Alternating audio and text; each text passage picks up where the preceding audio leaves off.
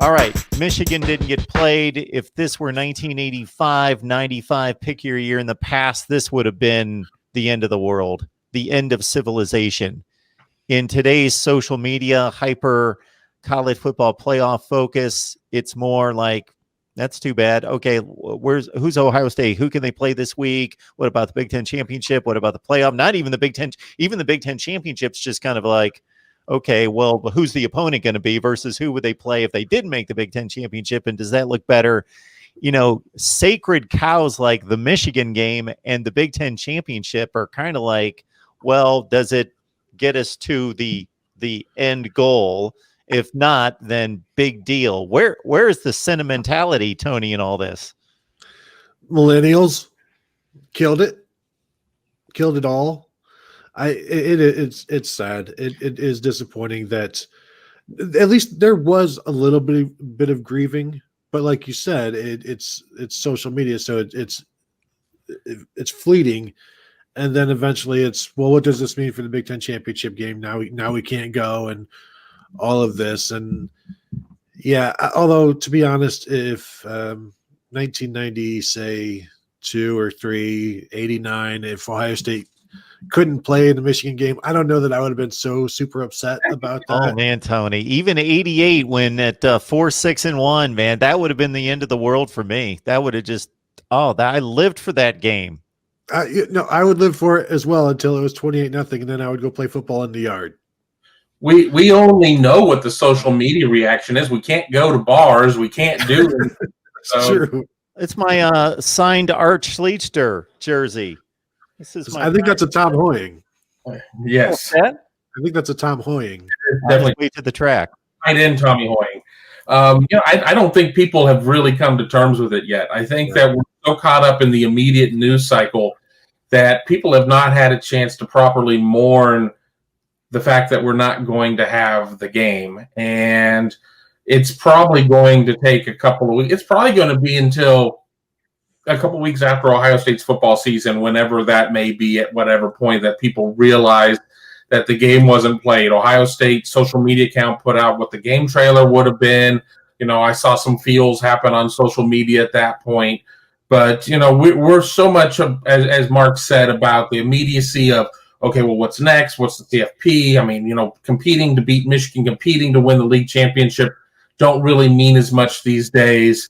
I definitely think that with it being a one-sided series, the way that it's been as of late, I don't think there are a lot of people out there that have never seen Ohio State loss, or if they've seen one, it was 2011, which was just obviously that weird transitional year or whatnot. So, you know what? I think that when we're on Ohio State Buckeyes, 120 or something like that, it'll be very different at that point when people have had a couple of months to let that marinate and realize that we were robbed of one of the greatest spectacles.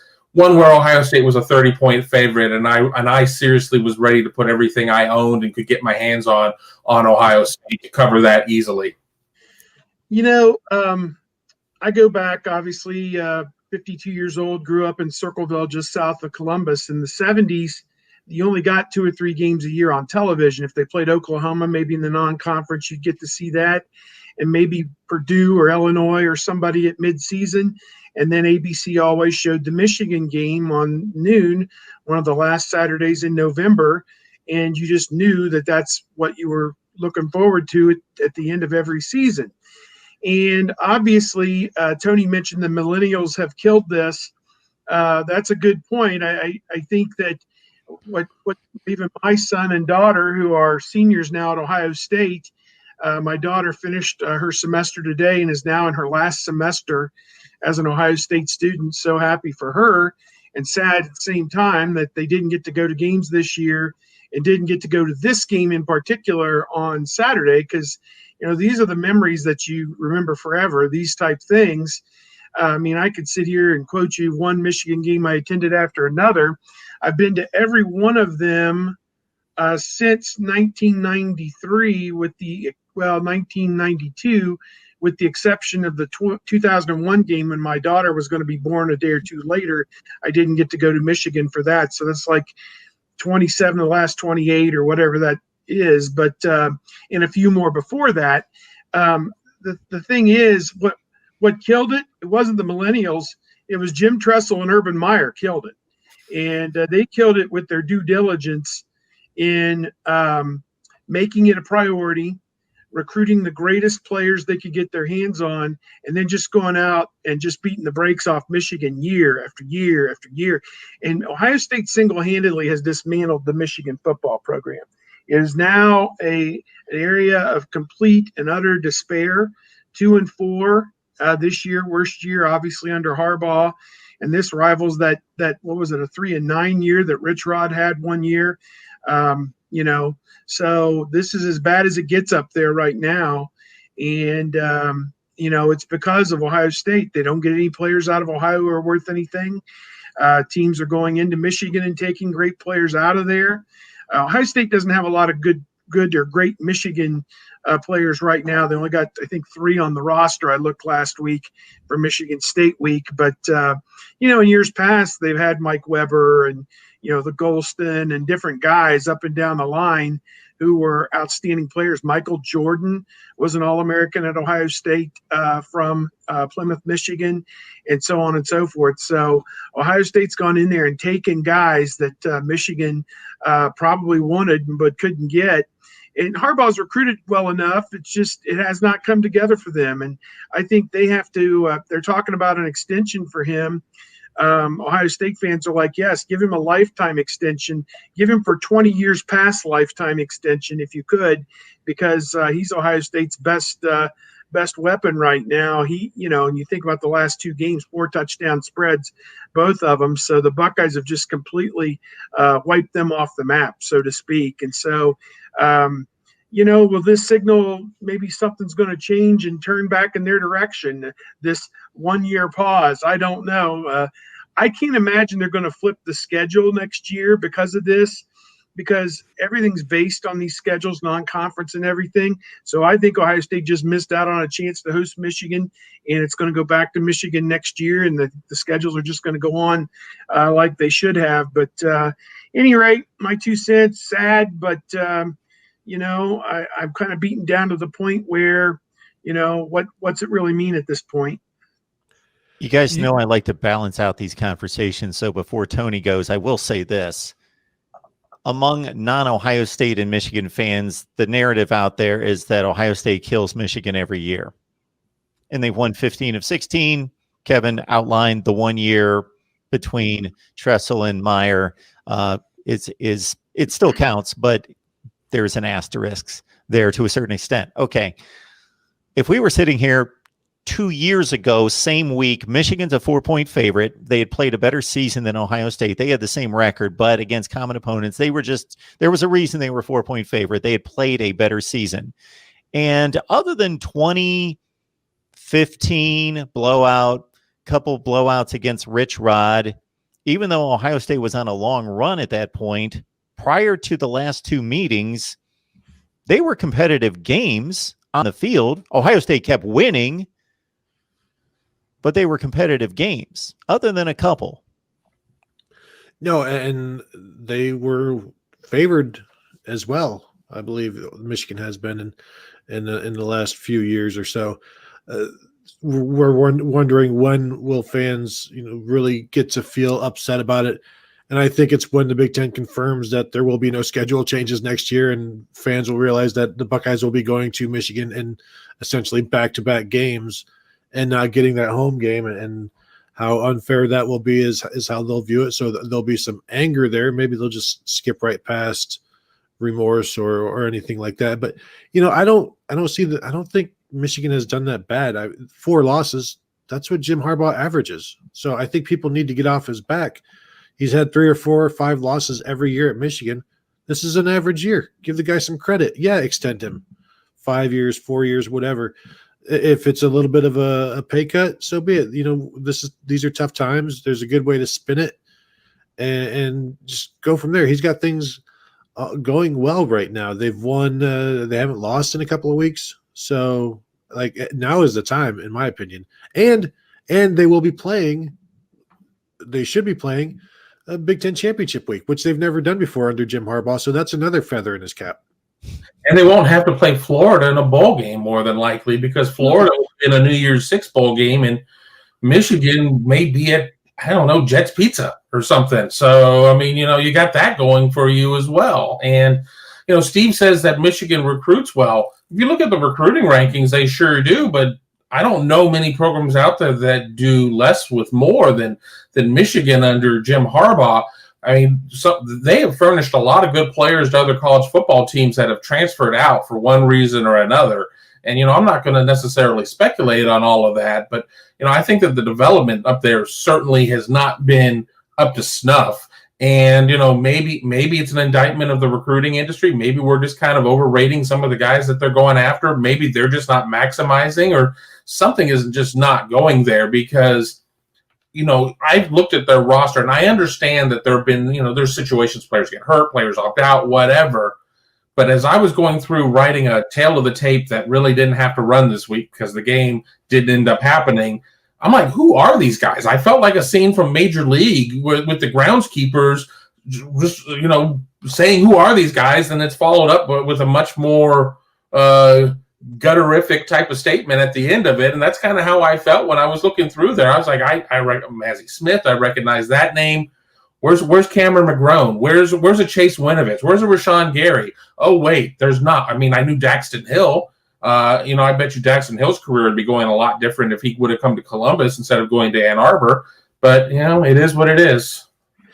If you look at the Michigan recruiting, though, the top half is okay. It's the bottom half that ruins everything. That's where their depth is, and those guys end up having to play, and they're not that good, and they shouldn't be playing at Michigan, as evidenced by the quarterback they would have had to have started this week probably, and Dan Villari out of they stole him from, I think, Fordham or something like that. And so it's the energy that Jim Harbaugh used to have when it came to recruiting is gone, and he needs to get that back, because they are lazy recruiters in terms of, I keep saying, putting a fence around New England. That's never going to win you anything. That didn't win Boston College anything, even if they have lots. Oh, that's hockey. Never mind. Yeah, right. Exactly. And so we're not talking the Frozen Four here. We're talking, football, American sports, not Canadian sports. And the sooner they stop being lazy and settling for their recruits, the better off they'll be. And, I thought Jim Harbaugh, when he arrived, one of the things he was going to do very, very well was develop players, and that's just not happened. Rashawn Gary, Michigan fans defend him to this day. I think the guy finished with like 8.5 or 10.5 sacks in his career, and they'll tell me that you don't just measure a defensive end by sacks. And it's like, well, when he goes to the NFL Combine and runs like a 4.57 and he's 280 pounds and he's 6'5", he should have 8.5, 10 sacks a year. And if they didn't use him that way, then it's an indictment of the coaches as well. So either way, your coaches stink at bringing the best out of players. Jabril Peppers, number one player in the country. He was okay, but he wasn't nearly as good as the media thought he was. I remember the year he won the Big Ten Defensive Player of the Year. In Big Ten play, Draymond Jones, Ohio State defensive tackle, had one more tackle than Jabril Peppers in Big Ten play over the course of 9 games. And that's a defensive tackle against a linebacker / safety who is meant to go and get the ball everywhere it goes. And so even that guy didn't get developed as well as he should. And yet people will tell you, well, they were both first-round picks. That's great. They would have been top 5 picks if they had gone somewhere else. Think about all the interceptions, though. You're right. Strike all of that from the record. That one interception on a tipped pass that Ohio State fans guaranteed were going to they crossed the football gods by ripping Jabril Peppers for never having an interception. And so, of course, he had an interception against the Buckeyes. It was fitting, it was justified, and it was easy to predict. It looked like one of those deals where if you turn around, somebody throws you something real quick and you just kind of out of reaction just can't help it. What's this doing here? I guess I'll catch it. Oh, my goodness. I'm on mute. Sorry, I was muted. The two I think about are the quarterback, Shea Patterson, was like a national top 10, 15 guy. You thought the quarterback whisperer was going to win big and put him in the NFL. He went undrafted, I believe.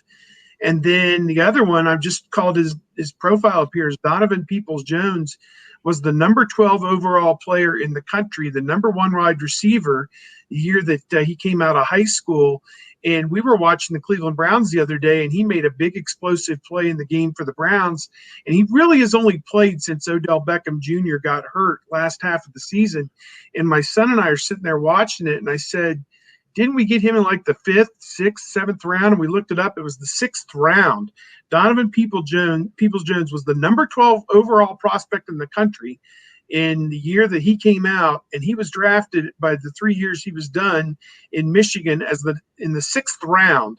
Now it's turning out he may have a pretty good pro career, starting to scratch the surface a little bit as a rookie with the Browns and really coming up big for them. But just 2 examples where they'll take. I'm gonna take your blue chip talent. I'm gonna make sure you don't get drafted. Well, Donovan Peoples-Jones, a guy that Kerry Combs risked life and limb to recruit through a blizzard, driving up there in Michigan, recruiting him, and never had a 100-yard game at Michigan, which is amazing to me. And then Shea Patterson just furthers my theory that the longer a quarterback is coached by Jim Harbaugh, the worse he gets. And now you're seeing it's happening quicker and quicker. Look at Joe Milton. Cade McNamara lasted 1 game before he was done.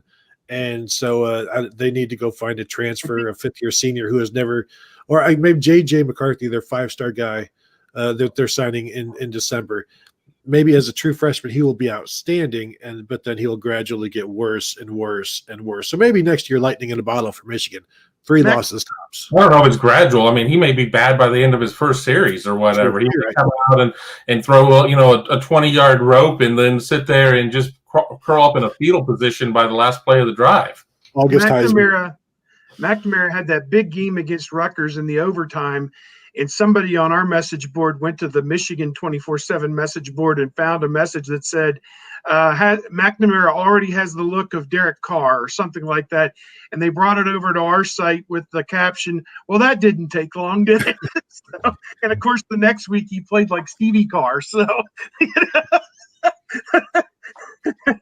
Wendell Carr.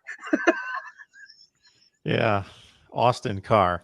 It's just basically, or it's basically an 80-year-old former NBA player. Or it's pretty much any quarterback getting drafted by the New York Jets. Or I would have said the Cleveland Browns before Baker Mayfield. He might be. I think what would be appropriate for the predictions is that you give an Ohio State Michigan prediction, and then I will spend this week figuring out what the score would have been, and I'll let you know how close you guys were. I wrote mine on Monday. I knew it was probably just going to be an exercise in futility. I always have a little bit more fun with the Michigan prediction. There's no part of that offense that worked. And I wasn't even basing this off of 20, 30, 40, however many guys were going to be out. But, some member of the Insane Clown Posse was going to be their quarterback. They can't run the ball outside of Hassan Haskins. Ohio State doesn't give up rushing yardage. Michigan's secondary can't cover anybody. Ohio State's running game was starting to find it's finding its way as well. You had Ryan Day, who certainly said he wanted to hang 100 on him. You had players who said they wanted to beat the brakes off of him. I had 70-14. I'm not even kidding, and I wouldn't have been surprised if it would have been higher. But 70-14, I was thinking this could have approached 86-0 back in 1890, whatever, or 19-2. They were going to get somewhere pretty close to it. I thought that an Ohio State team that needed to get some points certainly had an axe to grind, and I really don't think that Ryan Day gives any you-know-whats about what Jim Harbaugh thinks about him. Tone, what do you think? I hadn't even given it any thought until just a couple of minutes ago as we started talking about this. I would probably lean to like 56-7, where Michigan gets a one sustained drive with the Hassan Haskins 35-yard run that they somehow then turn into points. But there is really nothing that Michigan could do defensively to stop Ohio State, because the run defense has gotten worse. The pass defense has been terrible. It's a shame we didn't get to see just how bad Ohio State could have made this Michigan defense look, because they can't do anything right now. And then offensively, all they can do is run a little bit, but not without they're not running with their third string quarterback. And so it's a godsend for Michigan that they did not have to play this week. Oh man, I'm gonna say like 61-10, something like that. Kevin, I wasn't gonna say 60, but Kevin, going full 70 on us. 70? I'll say 61-10, maybe a missed extra point or a safety in there. God, who knows? But yeah, it would have been ugly. I think it would have definitely been ugly, and I don't think 30 would have been anywhere close in terms of the spread. So first half spread? Yeah, first half spread. Yeah. Crazy. I'm going to give Michigan a few points here. I'm going to go more 63-17, something in that range. Hater. Possible. Yeah, I'm a hater. I'm a hater of everyone, as it turns out. All right. The voice of college football. He hates your I favorite get team. around to everyone at some point. Oh, my Sure, God. give me a super chat, though. I hate your team. Hey, just so people watch. I don't care what they think of me. Steve Hellwagon, Bucknuts, Tony Gerdeman, Buckeye Scoop, Kevin Noon from Rivals Buckeye Grove. They do an amazing job. And again, I say this from time to time, and I just don't want to beat people over the head with a big sales pitch. But my goodness, if you guys don't understand what they bring here every week for an hour plus, and this will stay going based on your individual contributions. And if you can get us on the lead of a sponsor, which I say that knowing that that's possible because it's been done, and it gave birth to a Nebraska show of all things. So people step up, let us know what you can do. And again, you can contact me at MarkRogersTV at